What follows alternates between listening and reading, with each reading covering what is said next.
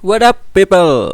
Okay, so I'm making a tutorial, and it's tutorial on how to make this kind of game.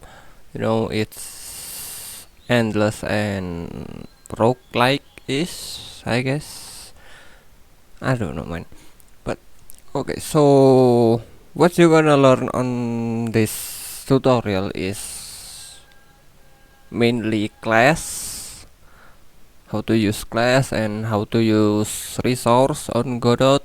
And this tutorial might not be beginner friendly because I speed up most of the game creation,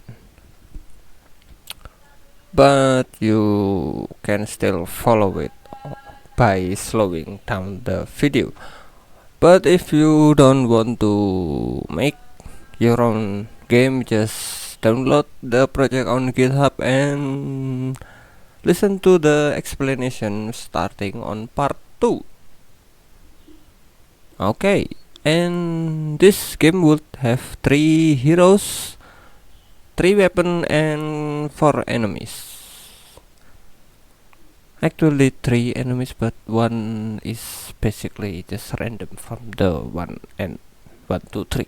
So yeah. Yeah, I think that's it.